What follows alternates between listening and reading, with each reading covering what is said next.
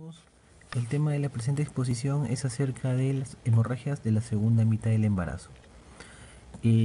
Básicamente, 5 entidades a conocer, ¿no? Como causa de la hemorragia en la segunda mitad del embarazo: la placenta previa, el desprendimiento prematuro de placenta, ruptura uterina, vasa previa y ruptura de seno marginal. Cuando tenemos una hemorragia en la segunda mitad del embarazo, tenemos que pensar en esas 5 entidades, ¿no? En ese orden de frecuencia, ¿no? La más frecuente siendo la placenta previa, ¿no? Ahora, la placenta previa, ¿no? es la inserción anómala de la placenta, ¿no? La cual se va a situar cerca del orificio cervical. Ahora vamos a tener lo que es la placenta previa total, la placenta previa parcial, la placenta marginal y la placenta de inserción baja. Para hablar de placenta previa, obviamente tenemos que hablar de lo que es la formación del segmento. El segmento uterino se forma aproximadamente entre la semana 28 a 32. Una vez que se forma el segmento, en el cual ya se va a definir la localización final de la placenta, podemos hablar recién de placenta previa. O sea, a partir de las 32 semanas recién podemos diagnosticar o hablar de lo que es una placenta previa. Factores de riesgo conocidos para placenta previa: el ser añosa, multigesta, infecciones endometriales, antecedentes de miomectomías, de cesárea, de legrado uterino, antecedentes de cesárea sobre todo, es importantísimo, ¿no? Factor favorecedor para la placenta previa. Clínicamente, ¿cómo se presenta la placenta previa? Como un sangrado, ¿no? Rojo, rutilante, intermitente, ¿no? Indolor, ¿no? Esa es la característica que la va a diferenciar del resto de hemorragias, es un sangrado indoloro, al menos que la paciente inicie trabajo de parto y el dolor, el sangrado se acompañe de dolor. Hay muchos mecanismos que explican por qué sangra la placenta previa, ¿no? Y dentro de uno de los mecanismos es el famoso mecanismo de Schroeder, se llama así, Schroeder. Ese mecanismo es debido justamente a la producción de las contracciones uterinas, en el cual el sangrado es debido a estas contracciones que van a producir un desprendimiento de la placenta, ¿no? De los bordes de la placenta, produciendo el sangrado, ¿no? Que sería de origen materno. Este famoso mecanismo de Schroeder explicaría por qué en algunas placentas previas habría sangrado con dolor, pero el dolor sería básicamente por las contracciones, ¿no? Bien, pero para fines teóricos, para fines de examen, tienen que memorizarse prácticamente que en la placenta previa el sangrado es indoloro, sangrado indoloro. Bien, el diagnóstico es por la ecografía transvaginal, no es ecografía abdominal, no es ecografía obstétrica. El diagnóstico es por una ecografía transvaginal, y el tratamiento dependiendo de la edad gestacional, ¿no?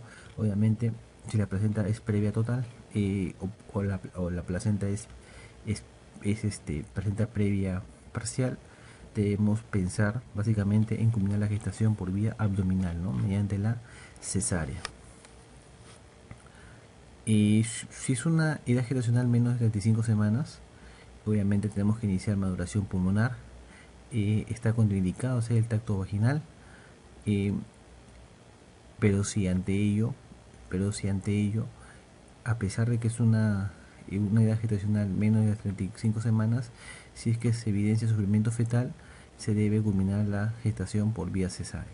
Si es mayor de 35 semanas de gestación, dependiendo el grado de la placenta previa, si ocluye menos del 10% del óseo, se puede optar por un parto vaginal, ¿no? Pero si ocluye mayor del 10% o es una placenta previa total, obviamente el parto debe culminar mediante la cesárea. Si es que es una gestante, póngase 32 semanas, pero el sangrado es masivo, obviamente se debe priorizar la vida materna, ¿no? Culminando la gestación mediante la cesárea. Aquí más o menos un fluxograma para que vean qué es lo que se tiene que hacer, cuál es la acción terapéutica a seguir, la actitud terapéutica ante una placenta previa oclusiva o una no oclusiva, ¿no? Entonces, como les mencionaba, si es oclusiva ver si es mayor o menor del 10%. Si es mayor del 10%, si es feto pretérmino, eh, se debe madurar el pulmón, pero si es que hay evidencia de sufrimiento fetal, cesárea de urgencia. Si es una placenta oclusiva menor del 10%, se puede dejar evolucionar por vía vaginal. Y si es una placenta no oclusiva, o sea, una placenta de inserción baja o marginal, sí se podría también dejar evolucionar por un parto por vía vaginal. Desprendimiento prematuro de placenta, ¿no? Es que la placenta, luego de las 20 semanas, y una placenta normalmente insertada se va a comenzar a desprender, ¿no? Pasado las 20 semanas, ojo, es importante. Factor relacionado estrechamente con el desprendimiento prematuro de placenta es la hipertensión arterial, ¿no? La preeclampsia, relacionado, ¿no? Por un fenómeno conocido como arteriolosis, en el cual va a haber una ruptura de una arteria espiral, una arteria al nivel donde se inserta la placenta, lo cual va a producir la formación del hematoma retroplacentario con el consiguiente desprendimiento de la placenta. Otros factores conocidos, como les mencionaba, el ser añosa, multigesta, el tabaco, los traumatismos y la deficiencia de ácido fólico, ¿no? Demostrado como factor predisponente para el desprendimiento prematura de placenta. La clínica, que lo diferencia de la placenta previa, que aquí el sangrado no es rojo rutilante, sino más bien es un rojo oscuro, escaso, pero acompañado de dolor, ¿no? Es un útero hipertónico. Si el sangrado, aquí las actitudes también, la actitud terapéutica también va a depender mucho de la edad gestacional, ¿no? Aquí el diagnóstico básicamente es clínico, ¿ya? El diagnóstico definitivo sí te lo da la ECO-TV, pero básicamente acá nos debemos guiar por la clínica. Pero si ante la evidencia de un hematoma retroplacentario de la ecografía transvaginal en una placenta normoinserta, debemos pensar en un DPP, ¿no? Tratamiento obviamente es la cesárea, aunque dependiendo si es que dependiendo el estado avanzado del trabajo de parto, si es una paciente que está con dilatación, póngase 9, 10, y no se evidencia deterioro del bienestar fetal y el desprendimiento no es masivo, sino es un desprendimiento leve, se podría inclusive inducir o acentuar el trabajo del parto. ¿Qué complicaciones podemos obtener de un desprendimiento prematuro de placenta? ¿No? Coagulación intravascular diseminada, insuficiencia renal aguda por la pérdida excesiva de sangre, la atonía uterina, ¿no? El famoso útero de Cuvier por la infiltración hemorrágica en la musculatura lisa miometrial que dificultaría la contracción del útero, y por el sangrado masivo también una necrosis en la hipófisis, ¿no? Que conocemos como el síndrome de Sheehan, con la consiguiente pancitopenia. Perdón, con la consiguiente deficiencia de las hormonas a nivel de la hipófisis.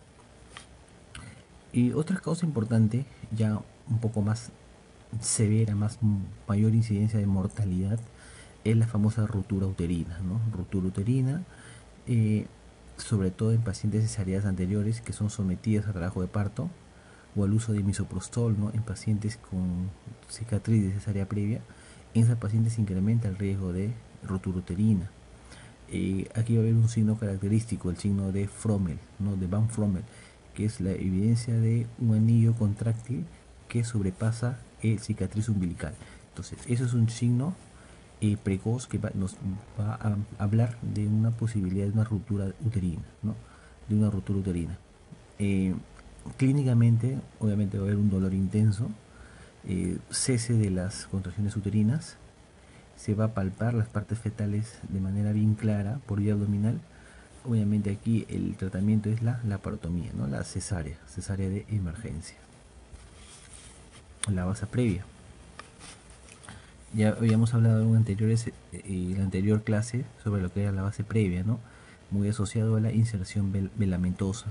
Aquí la mortalidad se acerca al 75% debido a que la sangre que se evidencia externamente es de producto fetal, es del feto. Tratamiento también es la cesárea, ¿no? Obviamente es la cesárea de emergencia. Causas de hemorragia posparto.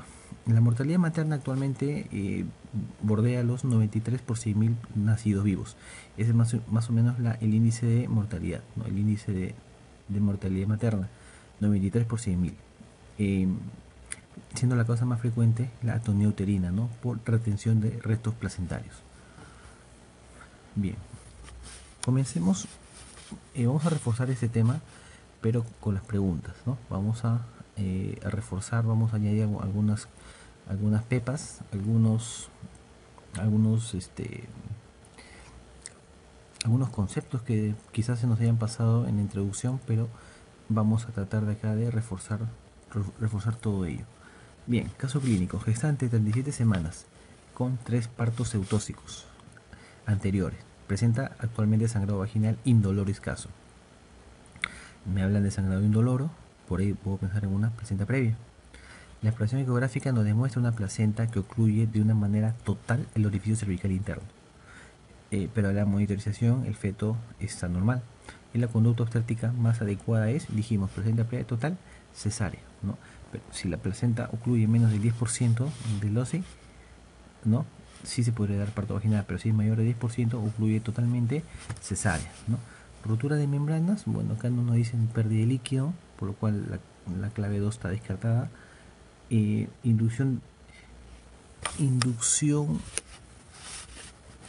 perdón, aquí en la clave 2, que nos hablan de la ruptura de membranas como una posible conducta obstétrica, obviamente es jalado de los pelos, ¿no? Pues una placenta previa total, no puedes obviamente ni siquiera abordar para hacer una amniorexis de manera adecuada, por lo cual la clave 2 y la 3 definitivamente ni leerlas. Son claves que no tienen nada que ver en la acción terapéutica, en este caso clínico. Bien, la clave adecuada aquí es la cesárea. Además están abismalmente alejadas de la actitud obstétrica adecuada.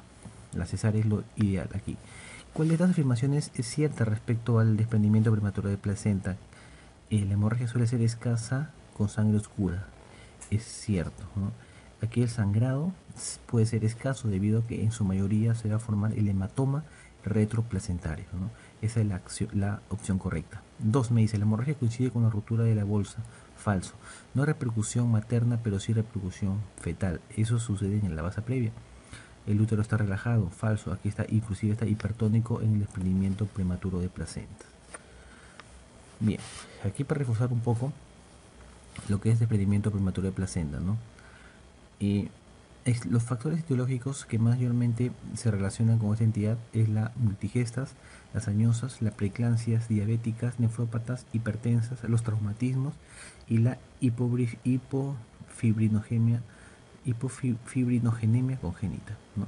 Muy asociado. Inclusive la hipercistinemia también está muy asociado a lo que es el desprendimiento prematuro de la placenta, o sea, el incremento de la homocisteína sérica, muy relacionado también con el DPP. Bien, ¿cuáles de estas complicaciones no esperaría usted en un DPP? Coagulación intravascular diseminada, sí, debido a la liberación de tromboplastina placentaria. Insuficiencia renal aguda, sí, por la cantidad del sangrado. La atonía uterina, claro que sí, ¿no? En el útero de Cuvier. Necrosis hipoficiaria, síndrome de Sheehan también, ¿no? Por el excesivo sangrado. Necrosis de la corteza suprarrenal no tiene nada que ver, por lo cual esa es la opción correcta. Aquí algunas causas de sangrado y las características que nos pueden hacer diferenciar una del otro. En el DPP, el inicio del sangrado es brusco, es oscuro, el estado materno es el que más se afecta y el estado fetal, a medida que el sangrado se vuelve más severo, se puede afectar también entrando en hipoxia, anoxia y muerte fetal. Se asocia el sangrado al dolor por la hipertonía uterina, ¿no? Y bueno, el tratamiento va a diferir dependiendo si el feto está vivo o el feto está muerto. Si el feto está muerto se puede indicar la vía vaginal, mientras que si el feto está vivo hay que sacarlo de inmediatamente por la cesárea. La basa previa, el inicio también es brusco y suele coincidir con la ruptura artificial de membranas. Ojo, la basa previa suele coincidir con la amniorexis. El estado materno suele ser bueno. ¿Por qué? Porque el sangrado que se evidencia es de origen fetal, por lo cual la mortalidad fetal se aproxima al 80%. La ruptura uterina también es de inicio brusco. El estado materno va a ser muy malo, igual que el estado fetal. El tono del útero va a estar ausente, va a haber atonía. y la cesárea urgente y reconstrucción del útero es la actitud terapéutica inmediata que se debe de realizar. El desgarro del canal de parto, el desgarro del canal del parto se produce ya después de la salida del feto. El estado general en la madre, si el sangrado no es excesivo, es bueno. El estado fetal obviamente no tiene nada que ver porque el bebé ya salió. El tono del útero es normal, independientemente del sangrado del desgarro vaginal, va a ser independiente de la contracción o no del útero, ¿no? Y obviamente la acción terapéutica adecuada es la reconstrucción del cervix, ¿no? Si es que el sangrado es por cervix, o reconstrucción del canal vaginal si el sangrado es de la pared vaginal. Caso clínico. Paciente de 34 años. Tercípara. La gestación actual ha cursado con normalidad. Inicia dinámica de parto y después de 2 horas alcanza 3 centímetros de dilatación con bolsa íntegra. La dinámica es espontánea. Tras 2 horas con muy buena dinámica no se modifica la exploración, o sea, no hay cambios cervicales. No hay cambios cervicales distintos a los que se encontró, ¿no?, en el examen anterior. O sea, eso de dilatación de 3 centímetros. La dinámica empieza a ser menor, o sea, empieza a ceder a la dinámica y de forma brusca refiere dolor intenso en hipogastrio. La monitorización fetal normal hasta dicho momento no era normal. ¿Cuál es el diagnóstico? Cada vez que me digan un dolor intenso de manera brusca, siempre pensar en ruptura uterina, ¿no? Casi siempre. Rotura de los vasos previos. Los rupturas de los vasos previos no sería la opción correcta, debido a que no me mencionan cómo es el estado fetal. Como sabemos, en el vaso previo el sangrado es de origen fetal, ¿no? Y aquí el sangrado y el bienestar fetal se viene abajo, ¿no? El bienestar fetal se viene abajo. Placenta previa, obviamente no, porque el tracto vaginal se hubiera tocado el colchón placentario. Ruptura uterina puede ser mi opción, ¿no?, por el dolor de manera brusca. Desprendimiento de placenta. El desprendimiento de placenta, aquí tendría que encontrar un útero hipertónico, lo cual no lo encuentro. Colonitis hemorrágica, no. Aquí la alternativa más correcta sería ruptura uterina, ¿no? Ruptura uterina por el dolor brusco, que no tendría nada que ver con el vaso previo, ¿no? El vaso previo no tendría por qué producir un dolor intenso en hipogastrio, más sí la ruptura uterina, que es la respuesta correcta. No se olviden del famoso signo de Frommel, ¿no?, el anillo de contracción que sobrepasa el cordón umbilical, ¿no?, como signo de ruptura uterina, como inminencia de ruptura uterina. Bien, gestante a término y con trabajo de parto, a la que se practica amniorexis con obtención de líquido hemorrágico. Listo, rompió la membrana y comenzó a venir el sangrado. Ahí lo primero que tenemos que pensar es en una inserción velamentosa, ¿no? El cordón se inserta en las membranas ovulares. Al momento de hacer amniorexis se va a producir la ruptura de estos vasos, produciendo sangrado, ¿no?, de origen fetal.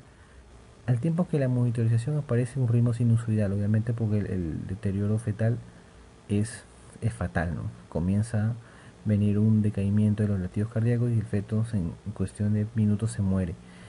Mi sospecha diagnóstica en este caso sería ruptura de vasos previos, ¿no? La clave sería la alternativa 4. La clave sería la alternativa 4 y no la 2 como está marcado. La clave es la 4, ruptura de vasos previos. Bien. Aquí también un cuadrito para que ustedes puedan leer el diagnóstico de ruptura de los vasos previos, ¿no? Tienen que guiarse básicamente de cómo está el feto, ¿no? Ese sangrado es de origen fetal, por lo cual el feto va a haber un perjuicio en su bienestar, ¿no?, de manera atroz. La mortalidad acá se eleva de manera sustancial, ¿no?, en la base previa.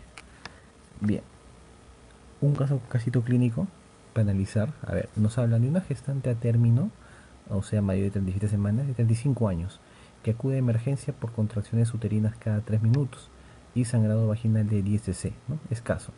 La presión arterial se encuentra normal, frecuencia cardíaca, frecuencia respiratoria normal. En la ecografía me informan de un feto único longitudinal cefálico izquierdo, placenta previa marginal, latido fetal de 148. Se indica vía análisis y se realiza tacto vaginal en condiciones de operabilidad.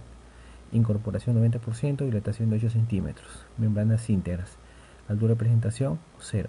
Tiene muy buenas condiciones como parto vaginal y al hablarme de una placenta marginal, o sea que no incluye totalmente el OSI, me está hablando de una posibilidad, ¿no?, de una acentuación de trabajo de parto para que este producto salga por vía vaginal, por lo cual la opción adecuada es la clave 1, acentuación del trabajo de parto. Bien, entre los factores que generan un mayor riesgo de DPP de placenta se incluyen todos los siguientes excepto antecedente de DPP. Antecedente de DPP. Obviamente se incrementa el riesgo de un desprendimiento prematuro de placenta si ha tenido un antecedente de DPP. El consumo de cocaína también es un factor conocido. Esa es la clave, ¿no? Esperar trabajo de parto de manera espontánea. Bien, entre los factores que generan un mayor riesgo de desprendimiento prematuro de placenta se incluye todos los siguientes excepto antecedente de DPP, se incrementa el riesgo de que en los siguientes partos haya DPP, consumo de cocaína también, el RPM, una complicación, ¿no?, una complicación precoz del RPM es un desprendimiento prematuro de placentas. La hipertensión arterial, como dijimos, el factor predisponente, ¿no?, con mayor relación con el DPP, ¿no? Y la nuliparidad no es un factor que genere mayor riesgo de DPP. Lo que sí es el ser añosa y ser multípara, esos dos sí son factores de riesgo, más no la nuliparidad, que sería la alternativa. Los hallazgos más frecuentes en el DPP, dijimos, sangrado vaginal escaso, rojo oscuro e hipertonía uterina, ¿no? La clave aquí es la 3.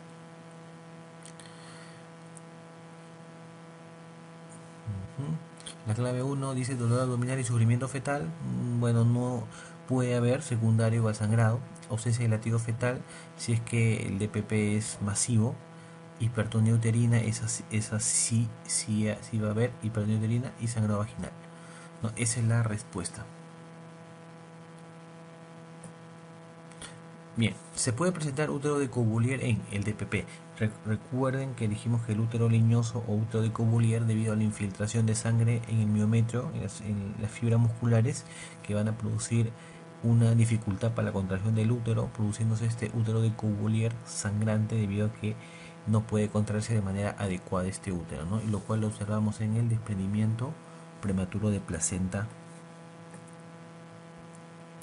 Lo siguiente puede presentarse en la placenta previa. Situación transversa, sí. Situación podálica, presentación podálica, sí. Se presentan con mayor frecuencia en las placentas previas. En las placentas con cesárea segmentaria anterior, claro que sí. Ausencia de sangrado vaginal. Bueno, sabemos que las placentas previas se caracterizan por presentar sangrado. Es la primera causa de sangrado en la segunda mitad del embarazo, la placenta previa. Edad gestacional menor de 30 semanas.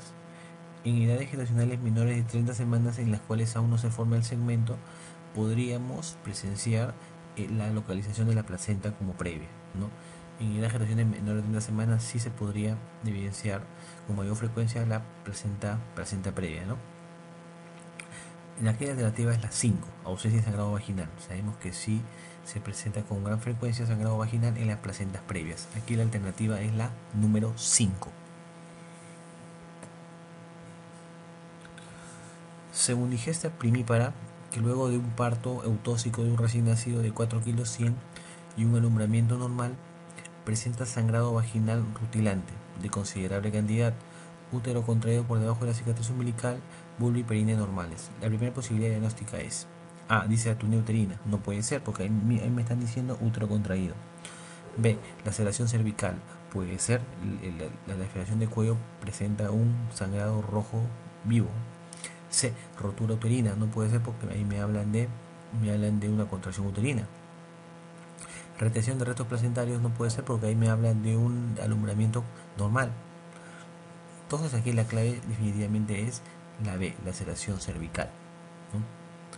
También podría ser desgarro de pared vaginal, ¿no?, que se presenta con mayor frecuencia que la laceración de cervix. El DPP es una complicación de, hasta la saciedad lo hemos repetido, de la preeclampsia, ¿no? La complicación más grave es la muerte fetal. Al desprenderse la placenta, la hemostasia del sitio de implantación depende principalmente de la contracción del miometrio. Para que una puérpera, ¿no?, inmediata, después de un parto, ¿no?, vaginal, no produzca sangrado, no haya sangrado, una hemorragia puerperal, deben estar indemne tres sistemas, ¿no? Uno, el sistema de coagulación de la paciente, y otro, las contracciones uterinas, ¿no?, que deben mantenerse de una manera adecuada, ¿no?, para formar las ligaduras fisiológicas de los vasitos, impidiendo de esta manera el sangrado, ¿no? Si uno de los dos sistemas falla, se viene el sangrado puerperal, por lo que aquí la clave es la contracción miometral, ¿no?, que es lo que va a producir la hemostasia en el sitio de la implantación de la placenta, ¿no?, donde estuvo implantada la placenta. Con relación al DPP, el factor predisponente más frecuente es, lo dijimos, ¿no?, todos estos son factores predisponentes, pero el más frecuente es la preeclampsia. Gestante a término con sangrado vaginal en quien se ha descartado las principales causas de hemorragia del tercer trimestre. O sea, se ha descartado placenta previa, se ha descartado DPP, se ha descartado rotura uterina. ¿Cuál es la indicación más apropiada? Aquí deberíamos pensar entonces en una de las causas también que se pueden presentar como causa de sangrado vaginal en la segunda mitad del embarazo. ¿Y cuál es? Ruptura de seno marginal. Y en ese caso la indicación, la actitud apropiada es la observación. Bien. ¿Cuál es la causa de hemorragia de origen fetal en la segunda mitad del embarazo? La causa que produce sangrado de origen fetal es la basa previa, ¿no? La basa previa, como dijimos, con una mortalidad incrementada, ¿no?, para el feto. Gestante de 27 años, con 30 semanas por última regla. Gesta 4 para 2012, paciente que ha salido gestando 4 veces, 2 partos a término, 0 pretérminos, 1 aborto, actualmente 2 hijos vivos. Cesárea anterior 2 veces, refiere sangrado en regular cantidad sin contracciones. El diagnóstico más probable es, me hablan de un antecedente de cesárea 2 veces, y sabemos que el cesárea 2 veces incrementa el riesgo de acretismo placentario y de placenta previa. Sin embargo, me están hablando de una gestante de 30 semanas, por lo que sabemos que la causa más frecuente de sangrado en la segunda mitad del embarazo es la placenta previa. La placenta creta produce sangrado luego del parto, ¿no? Aquí la alternativa es la 3, placenta previa.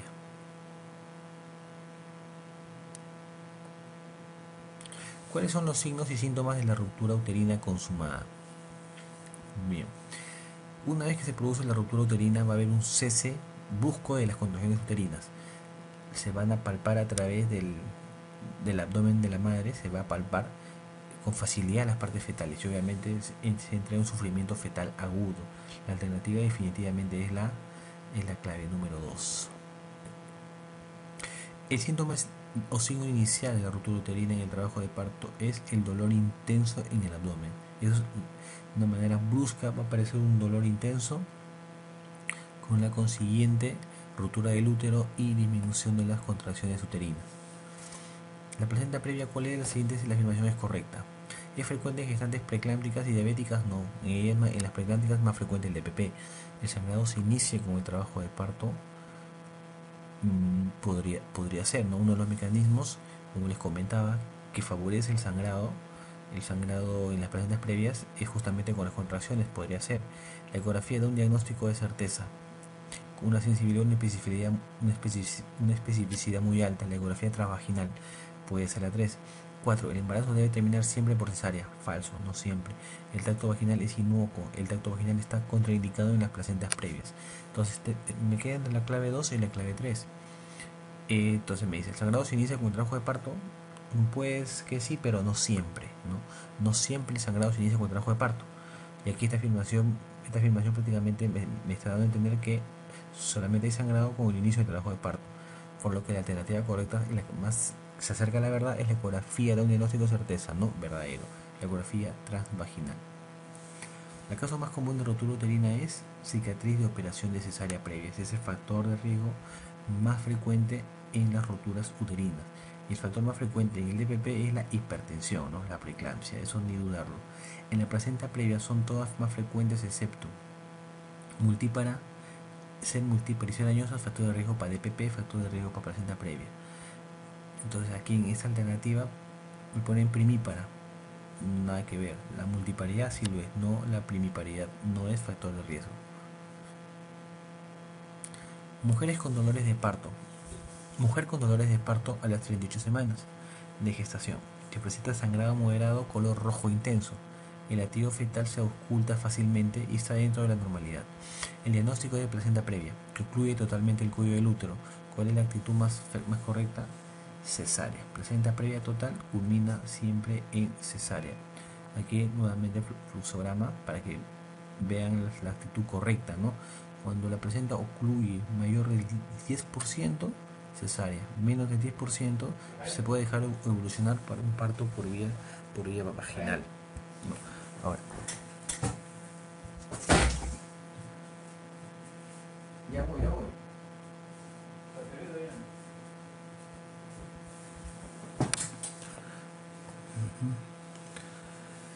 Según digesta con una cesárea anterior con recién nacido normosómico. Gestación actual de 35 semanas.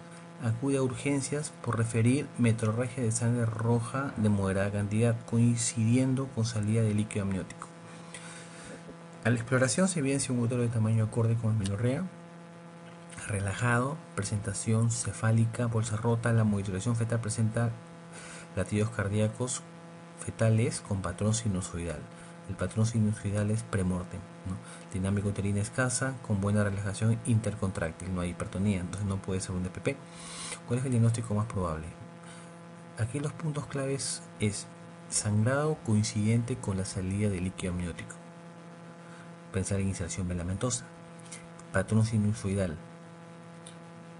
Obviamente aquí me hablan de que el sangrado que se evidenció al hacer la ruptura de membranas es de origen fetal. Aquí la clave, la alternativa correcta es rotura de vasos previos. Paciente de 32 años, tercípara, un parto por cesárea hace 4 años y un parto vaginal hace 2 años. Inicia dinámica de parto y llega a 3 centímetros de dilatación, con bolsa íntegra. Tras 2 horas con dinámica intensa no se modifica la exploración, la dinámica empieza a ser menor y de forma brusca refiere dolor intenso en hipogastrio. Este es el dato clave, ¿no? Que refiere dolor intenso en hipogastrio. Eso asociado al antecedente de cesárea, deberíamos pensar en una rotura uterina. La monitorización fetal era normal hasta ese momento. ¿Cuál sería su diagnóstico? Mi antecedente de parto por cesárea, mi dolor de intenso en hipogastrio de manera brusca, debo pensar en una rotura uterina, ¿no? La rotura uterina es la clave en esta pregunta. Rotura de base previa, me debería indicar aquí que los latidos fetales están alterados. Placenta previa, podría ser la placenta previa, pero sin embargo el dolor intenso en hipogastrio no me justificaría. El DPP serían otras características, ¿no? Aquí la respuesta adecuada es rotura uterina. Sangrado rojo vinoso en tercer trimestre, escaso con contractilidad uterina frecuente. ¿Cuál es el diagnóstico más probable? DPP, ¿no? Hipertonía o contracción uterina frecuente, sin periodo de relajación intercontráctil. Y la característica del sangrado rojo vinoso, pensar en DPP. El sangrado de la placenta previa es rojo vivo.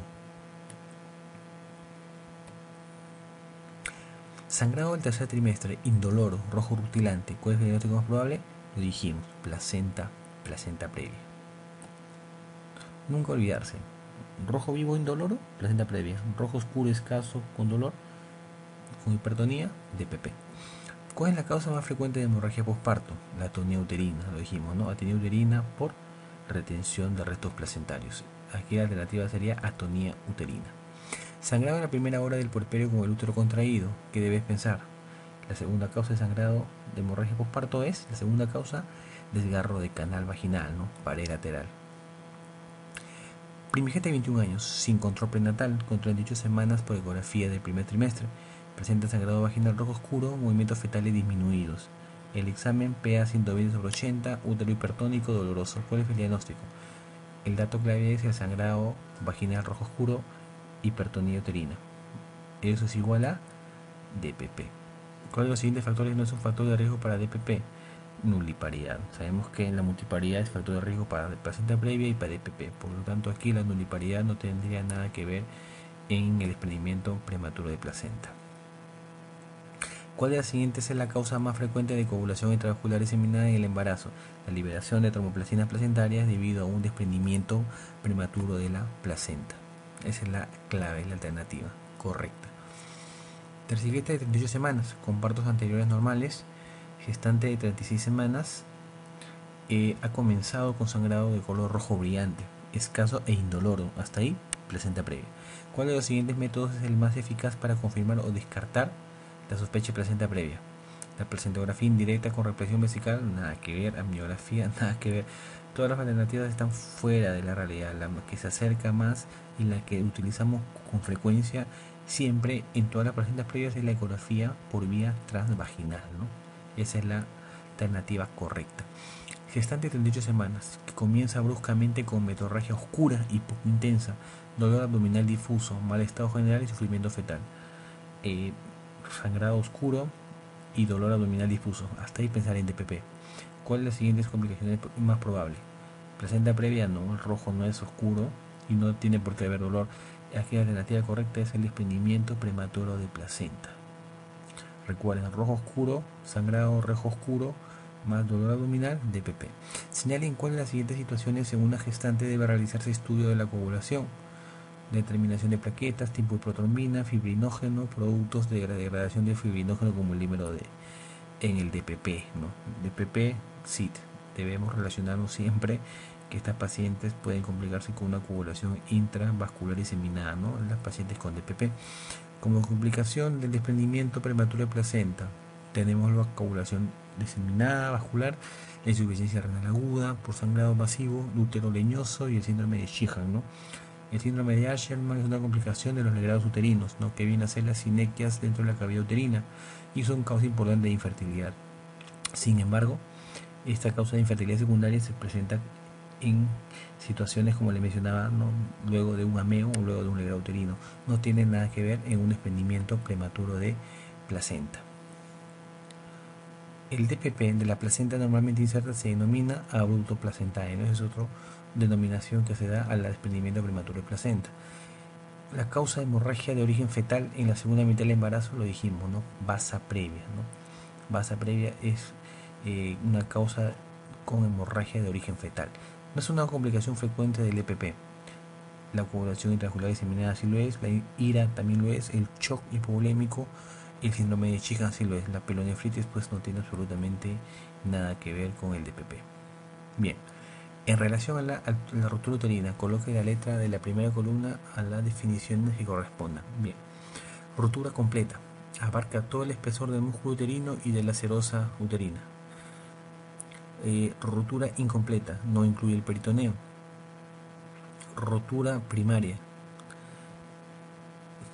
la rotura primaria en útero intacto, mientras que rotura secundaria es en un útero cicatrizal, ¿no? Por una cesárea o una operación previa. Esa sería la correcta alternativa, serían las alternativas correctas. Bien, espero que les sirva, ¿no? Y estudien.